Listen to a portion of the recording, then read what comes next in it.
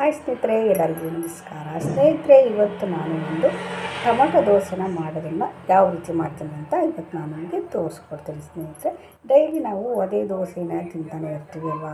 ಅದೇ ದೋಸೆ ತಿಂತಿದ್ದು ಬೇಜಾರಾಗಿರುತ್ತೆ.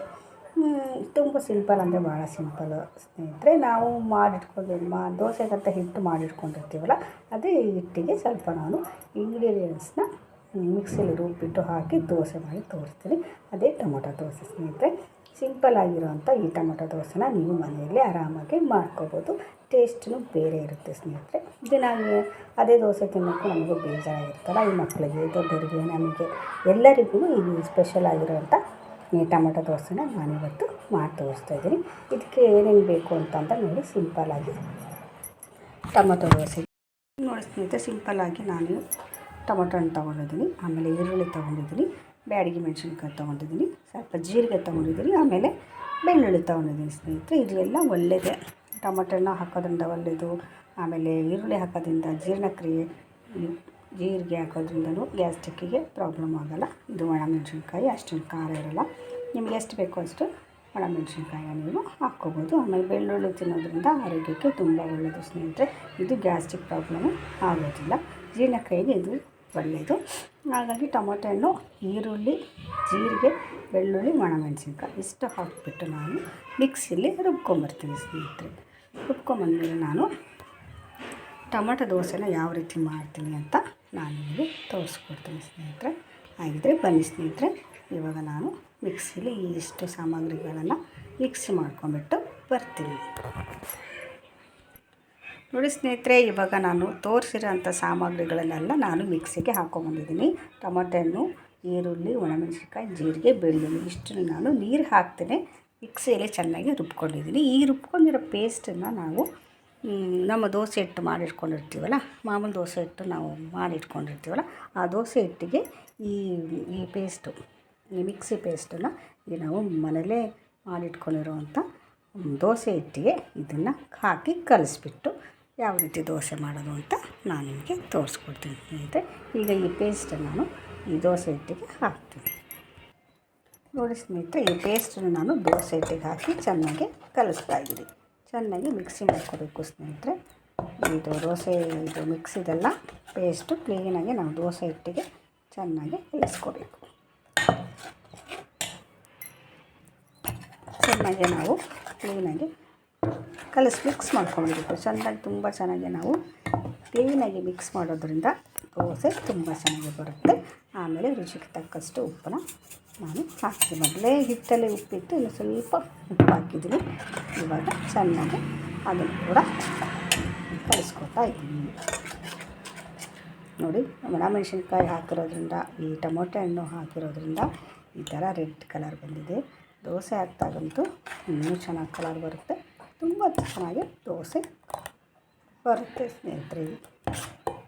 ನೋಡಿ, ಇವಾಗ ಹಿಟ್ಟೆಲ್ಲ ರೆಡಿಯಾಗಿದೆ. ಇವಾಗ ದೋಸೆ ಹಾಕ್ತೀನಿ ಸ್ನೇಹಿತರೆ, ನೋಡೋಣ ಬನ್ನಿ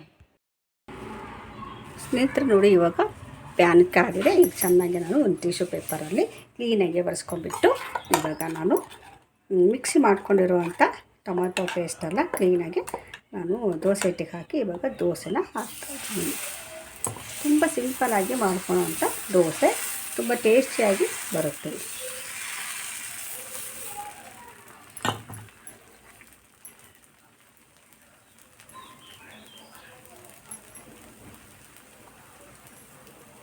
ನಾವು ಇವಾಗ ಸ್ವಲ್ಪ ಮೇಲ್ಗಡೆ ಬೆಣ್ಣೆ ಹಾಕ್ಕೋಬೋದು, ತುಪ್ಪ ಹಾಕ್ಕೋಬೋದು, ಎಣ್ಣೆ ಹಾಕ್ಕೋಬೋದು ಸ್ನೇಹಿತರೆ. ನಿಮಗೆ ಯಾವುದು ಅನುಕೂಲ ಆಗುತ್ತೋ ಅದನ್ನು ಹಾಕಿ. ನಾನಿವಾಗ ಎಣ್ಣೆನ ಹಾಕಿದ್ದೀನಿ. ಸ್ವಲ್ಪ ಜಾಸ್ತಿ ಎಣ್ಣೆ ಹಾಕೋದ್ರಿಂದ ಟೇಸ್ಟು ಚೆನ್ನಾಗೇ ಬರುತ್ತೆ.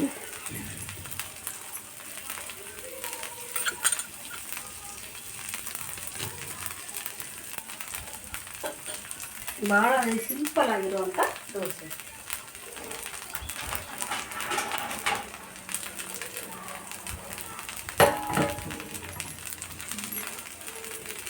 ತುಂಬ ಚೆನ್ನಾಗಿ ರುಚಿಯಾಗಿ ಚೆನ್ನಾಗಿ ಬರುತ್ತೆ ಸ್ನೇಹಿತರೆ.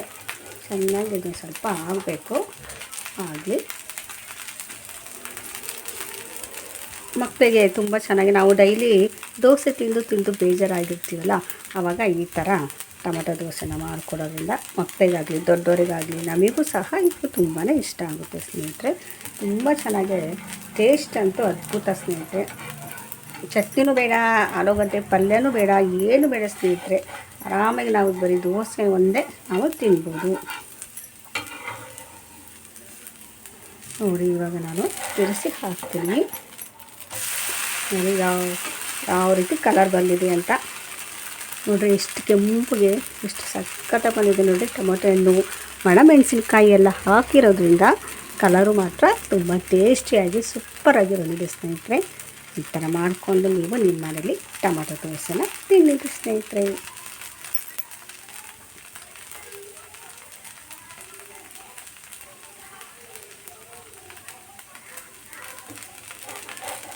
ಮನೇಲಿರುವಂಥ ಹಿಟ್ಟಿಗೆ ನಾವು ಈ ರೀತಿ ಮಾಡಿ ಹಾಕೋದ್ರಿಂದ ತುಂಬ ಚೆನ್ನಾಗಿ ನಮ್ಮ ದೋಸೆ ಬರುತ್ತೆ.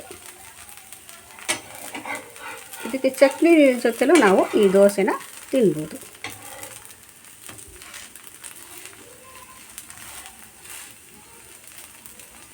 ಎಲ್ಲ ಕಡೆಯೂ ಕ್ಲೀನಾಗಿ ಸಮವಾಗಿ ನಾವು ಬೇಯಿಸಿದರೆ, ಎರಡು ಸೈಡು ಬೇಯಿಸಿದರೆ ತುಂಬ ಚೆನ್ನಾಗಿ ಬರುತ್ತೆ ನೋಡಿ. ಇಷ್ಟೇ ಸ್ನೇಹಿತರೆ. ನೋಡಿ ಎಷ್ಟು ಚೆನ್ನಾಗಿ ಬಂದಿದೆ ನೋಡಿ, ದೋಸೆ ಸೂಪರಾಗಿ ಬಂದಿದೆ ಸ್ನೇಹಿತರೆ.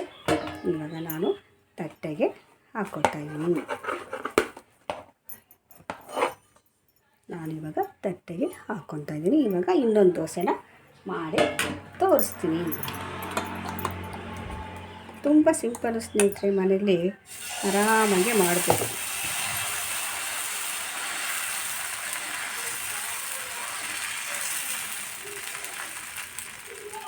ನಿಮಗೆ ಎಷ್ಟು ದೊಡ್ಡದು ಬೇಕೋ ಅಷ್ಟು ದೊಡ್ಡನ ನೀವು ದೋಸೆನ ಹಾಕ್ಬೋದು.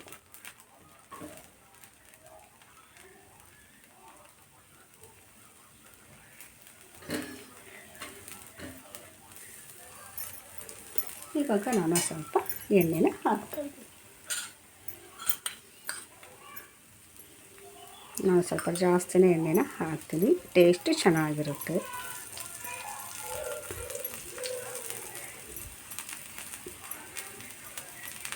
ಇದು ಆರೋಗ್ಯಕ್ಕೂ ತುಂಬ ಒಳ್ಳೆಯದು ಸ್ನೇಹಿತರೆ. ಇದೆಲ್ಲ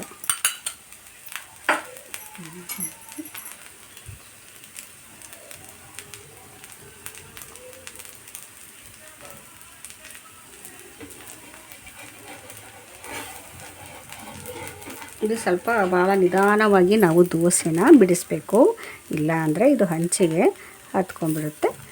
ಹಾಗೇನಿಲ್ಲ, ಬರುತ್ತೆ, ಏನೂ ತೊಂದರೆ ಏನಿಲ್ಲ. ಸ್ವಲ್ಪ ಚೆನ್ನಾಗಿ ರೋಸ್ಟ್ ಆಗಬೇಕಷ್ಟೇ, ಟೇಸ್ಟ್ ಚೆನ್ನಾಗಿ ಬರುತ್ತೆ. ಸೈಡಿಗೆಲ್ಲ ಚೆನ್ನಾಗಿ ಈ ಥರ ಗೋಲ್ಡನ್ ಕಲರ್ ಬರಬೇಕು ನೋಡಿ. ಈ ಥರ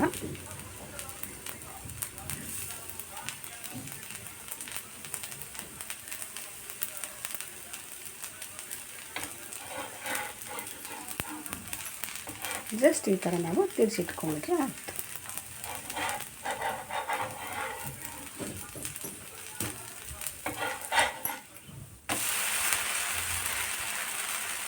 ಎಷ್ಟು ಸೂಪರಾಗಿ ಬಂದಿದೆ ಅಲ್ಲ ನಮ್ಮ ಟೊಮೊಟೊ ದೋಸೆ. ನೀವೇ ಸ್ನೇಹಿತರೆ, ಸಕ್ಕತ್ತಾಗಿ ಬಂದಿದೆ, ಸೂಪರಾಗಿದೆ. ಇವಾಗ ಚಟ್ನಿ ಜೊತೆ ಆಲೂಗಡ್ಡೆ ಪಲ್ಯ ಜೊತೆ ತಿಂದುಬಿಟ್ರೆ ಸೂಪರ್.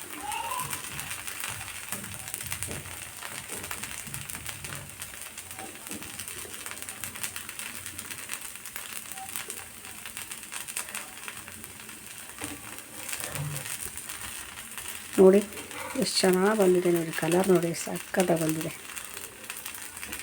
ಸ್ವಲ್ಪ ಬೇಯಲಿ, ನಾನು ಇದಕ್ಕೆ ತೋರ್ಸೋಕ್ಕೋಸ್ಕರ ನೋಡಿ ಈ ಥರ ಕ್ಲೀನಾಗಿ ನಾವು ಎಲ್ಲ ಸೈಡಿಗೂ ಕ್ಲೀನಾಗಿ ಬೇಯಬೇಕು. ಭಾಳ ಬೇಗ ಅಂದರೆ ಭಾಳ ಬೇಗ ಸಿಂಪಲಾಗಿ ಆಗುವಂಥ ಒಂದು ಟೊಮೊಟೊ ದೋಸೆ.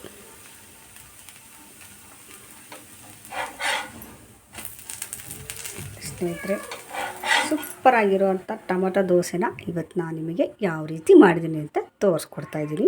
ಈ ಟೊಮೊಟೊ ದೋಸೆಯೊಂದಿಗೆ ನಾನು ಆಲೂಗಡ್ಡೆ ಪಲ್ಯ ದೋಸೆನ ಹಚ್ತೀನಿ ನೋಡಿ. ಎಷ್ಟು ಸಖತ್ತಾಗಿದೆ ನೋಡಿ. 2 ದೋಸೆನ ಇವತ್ತು ನಾನು ನಿಮಗೆ ಮಾಡಿ ತೋರಿಸಿದ್ದೀನಿ.